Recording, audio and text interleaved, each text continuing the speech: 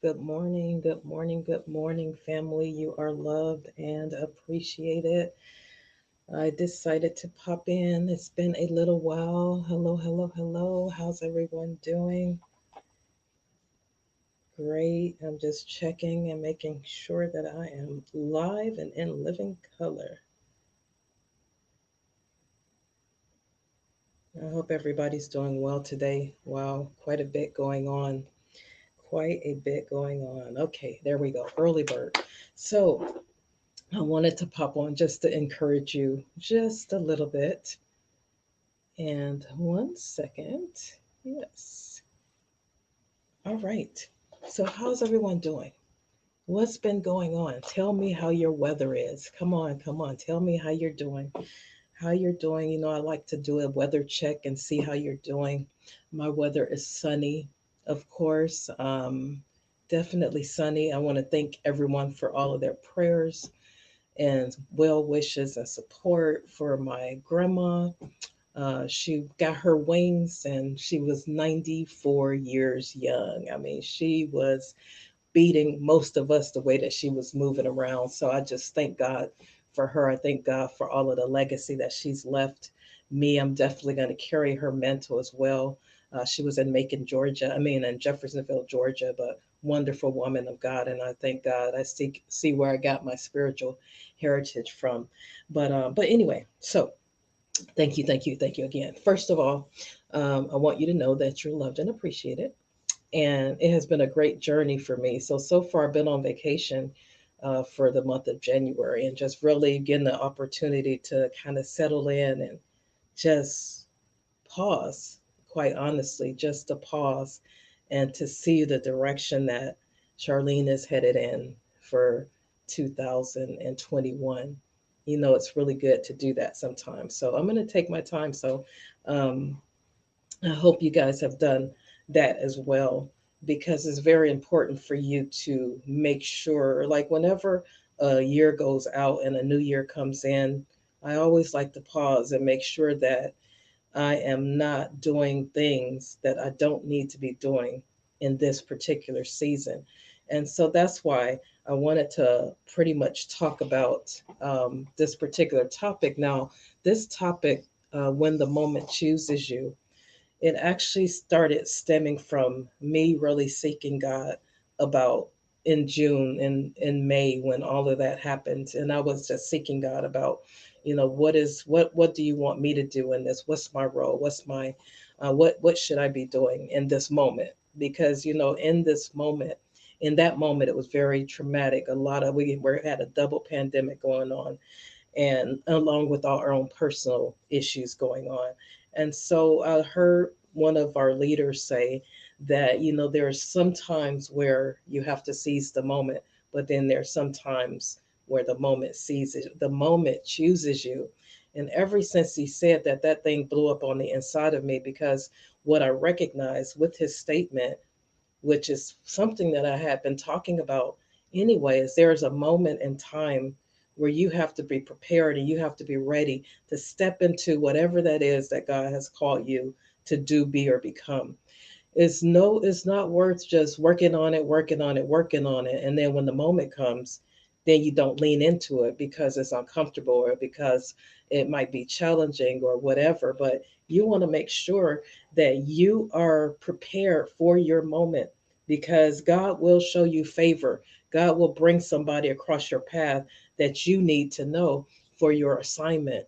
And so you have to make sure that you are prepared for that moment. And so I was just looking at certain, I mean, because sometimes we think, oh, um, well, I'm not prepared, I'm not qualified, I'm not this, I'm not that. But that's where favor kicks in. If you have been working on yourself, if you have been doing what you know that God told you to do, you've been praying, you've been seeking his face, you've been doing all of the things that we're supposed to do, then when that moment shows up, then don't be surprised when it hits you. Just sit and just taste what God is doing in your life. And so I was looking at John chapter 15 and 16, and it says, "You have not chosen me, but I have chosen you, and I've ordained you that you should go forth and bear fruit, and that your fruit should remain, that whatsoever you ask the Father in his name, he will give it to you. And so look at that. You were not, I mean, he said, I did not, I mean, you did not choose me, but I chose you. So you didn't, you think that because you accepted him as your Lord and Savior, that you chose him, but really he chose you before. See, he was the one that started the relationship because of the love that he has, because of the assignment that he has, because of the ideas, the dreams, the visions that he has for your life. You see what I'm saying? You just finally surrendered and said, okay, Lord, I'm ready to do what you want me to do versus what I want to do. So you have not chosen me. I have chosen you. There's some areas that I have chosen you for. That is what God is saying. I have chosen you. I have set you strategically in a position for a purpose. And that's what's powerful about it. So that's why you got to check it out. Okay, wait a minute. What am I doing? Make sure that I am in the place where God has sent me so that I can be prepared when he chooses me. So when we think about him choosing us, I was thinking about in John, and remember when Jesus was um, gathering his disciples and they were following him, and I think it's in John chapter 1, a little bit later, far down there, and it talks about Nathaniel. And Nathaniel was under the fig tree praying and doing what he normally does. And so here comes this brother um, coming along and say, "Hey, we found the Messiah," and he when he said that, he said, "Okay, let me come and see," because he said, "Well, can anything good come out of Nazareth? Like really?" And then he said, "Well, come and see." And so before he can even get there, Jesus called out his name, and he was like, "Wait a minute, how do you know me? How do you know who I am?" And he said, before I even called you, I knew you because I saw you before. I saw the work that you were doing before. I saw your faithfulness to what you were doing. I saw you before you even saw me. In other words, what I'm saying is you keep being diligent in what he has called you to do because God is showing us that. You know what? You do the work that you know that I put in your heart to do, and I already know you. I already know what you're doing. I know what you're going through. I know every little detail about your life because before I formed you in your mother's womb, I knew you. I sanctified you. I set you apart. I ordered you. I ordained you. I caused you to be. Therefore, you continue doing what I told you to do because my hand is upon you for greatness. My hand is upon you for that business. My hand is upon you for that dream. My hand is upon you for whatever it is that I have called you to do. My hand of blessing is upon you, and no one can lift that hand of blessing off you. I know that you have been going through some things, but I tell you what, before you even were, I already knew what you were going to be. I ordained you. He said that I ordered you. So that's why you're still here because he ordered you. He ordered you to live. He ordered you for an assignment. He ordered you to hang in there, stand firm, firm footed stability in him so that you can do the work that he called you to do, be, or become. Why is that important? Because there's going to be some moments. These moments, I love moments. I always talk about moments because moments are like heartbeats and moments you can't necessarily get back, just like heartbeats you can't get back. So that's why you got to be careful what you do with your heartbeats. So with that being said, make sure that you are doing the work that you're supposed to be doing, making sure that you're prepared, because what if that moment comes up and then all of a sudden you're ill prepared because you didn't do the work, you didn't get the clarity, you didn't do the assignment that he's given you to do. You decided to be all over the place doing 50,000 things. And then when it comes to that one thing that he wanted to use you for in that particular moment, then you're not prepared. I'm encouraging everyone as we continue on into this year to make sure that they're prepared for that moment. So when that moment of favor show up, when that moment of divine connection show up, that you will be so prepared that you will know exactly what to do, when to do, and all of that because you are prepared. I stay in the state of readiness. I stay in that state of readiness because I never know when that moment is going to be. So when that moment called me, even back in, because I'm constantly seeking him about what I'm supposed to be doing, because everything that's going on in the world, Charlene is not supposed to tackle. There are specific things that I'm called to tackle, that you're called to tackle. So I can't use my brain power, my energy on things that I cannot control that are not in alignment with my assignment. Now, if it's in alignment with my assignment, then I can spend all of my energy, effort, just my whole being on that. But if it's something that's totally out of my control, then I don't even mess with it because my energy is too expensive, it's too valuable, because you need every ounce of energy that you have to fulfill the will of God that's on your life. You need every ounce of strength in your life to fulfill his plan. So I don't have time to trip off of what's happening necessarily in the world in a broad or global way. Now, I can be strategic if there's some pieces of my assignment that's going to be called to the world. That's a whole different ball game. But I don't get impacted by the things that are going on around me because I have to reserve my energy so that I can do the things that God is assigning me to do. I hope you guys hear what I'm saying. So don't get caught up into things that you're not even supposed to be a part of. I'm interceding, I'm praying for certain things, and I'm just asking God, God, continue to give me crystal clarity about the moments that you've chosen me for. See, because there's specific moments that He's choosing me for. Just like, for instance, I'll give you an example where I work at. I know that God has me there for a reason. He does. He has me there for a reason. He's had me there going into 20 years now. And so when the civil unrest and that murder happened with George Floyd, I knew in that moment that God was going to, He had chosen me for that moment. So you have to know the moments that you're chosen for so that when they show up, you won't shrink back, you won't quit. You'll lean into every ounce of discomfort that you're having so that you can do exactly what He's calling you to do. And that's exactly what I did. As I moved into it, because the word of God said, or when He spoke to me, He said, what you do in this moment, Charlene, will dictate your future, determine your destiny. So I had a choice to make in that moment.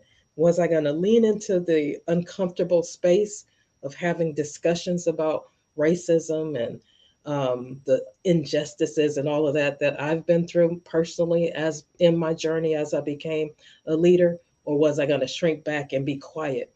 And you know what? I chose not to be quiet. I chose to speak up because remember, MLK, we just celebrated his birthday. The moment that you began to be silent is the moment that your life ends. So God will call you to do specific strategic things because He's put you in a place of influence that He wants you to let His light shine in the darkness. So you have to be ready to shine in darkness. Sometimes it's going to feel like you're alone. You may be just putzing along doing your assignment, and it feels like nobody else is really excited about it or don't want to be a part of it or anything. You know what? You keep on doing what God's called you to do. You keep doing, and those people that He has called you to will come alongside you at some point, as long as you don't lose your attitude. I mean, you don't have an attitude of frustration and things like that. No, just keep pressing in and leaning in to what you know that He put in your heart to do. And I tell you, you keep doing that, keep persisting and keep being consistent, and then He will cause that favor to be shined upon you. And all of a sudden, you're like, oh my gosh, I'm doing something that I never thought I would be doing. I'm telling you guys, there's no way, no way, no way you would have told me that I would be doing some of the things that I am doing now. You wouldn't have told me. First of all, I never would have been speaking because I was super shy. But as I went throughout my journey, God started revealing to me, how can I use you? Just like I said in that, before He formed you in your mother's womb, He already knew you. He gifted you. He put all of the different things upon you that they're already there. So you're packed with potential. You're packed with what he has given you to do, but your job is to unlock that hidden potential that's on the inside of you. And that's why you got to make sure that you surround yourself with people that can help you to unlock that kingdom that he has on the inside of you. See, there's a kingdom that's on the inside of you, a dream, a book, what else? A business, a ministry. There's something that he's called you to do, and you have passion to do it. You love doing it. You keep thinking about it. You can't not think about it. So it's something that he's calling you. And in 2021, he's calling you for a greater measure. I know it's difficult. I know there's a lot going on around us. But what is your impact that you want to leave here on this earth? If I leave here tomorrow and I'm gone, what impact did Charlene want to make? Charlene just didn't want to make an impact just because she wanted to make an impact. I want to do the assignment that God called me to do. And so when I tap into that, then I don't mind going through the different obstacles and challenges that I have to go through in order to get the job done. Because the ultimate goal is to do what he tells you to do. And so I'm encouraging this morning that, are you prepared for your moment? You think about it. Have you done the work for your moment? Are you prepared?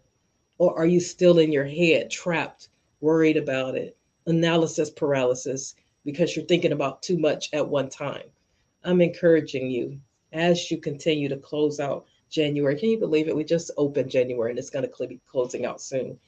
As you start really getting into, I really encourage you, a couple things I'm going to encourage you to do. I want you to get quiet. I want you to find a place, even if it's in the midst of everybody being home and everything, because I know where a lot of us are sheltered in place.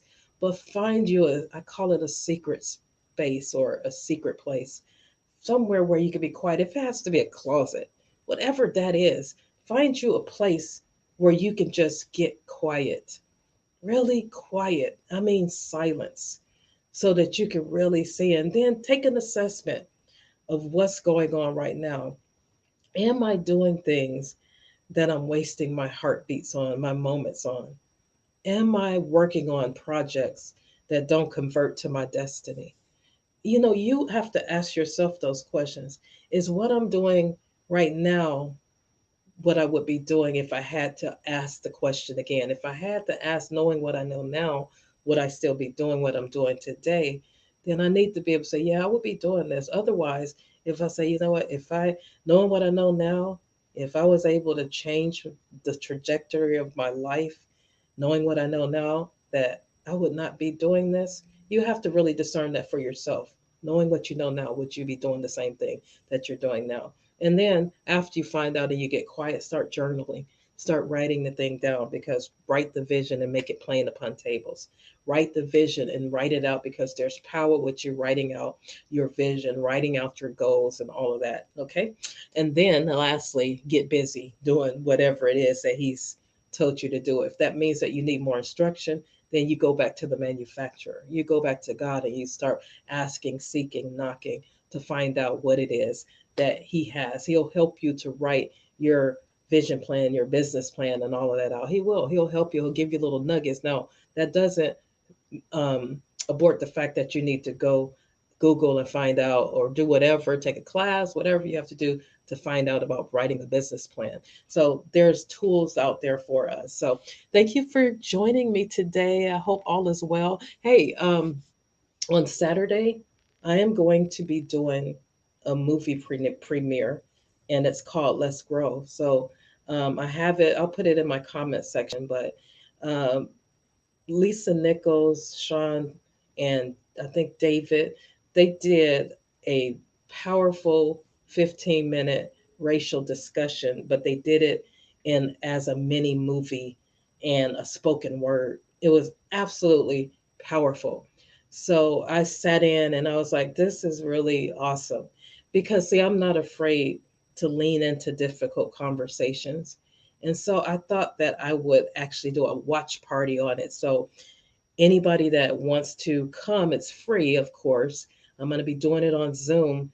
But I just think these are the important things in the conversations that we need to be having so that we can bring change, bring healing, and all of that so that we can value one another. And so if you want to be a part of that, I'll put my Eventbrite there and let me know. I do have limited seating because I don't want a big group.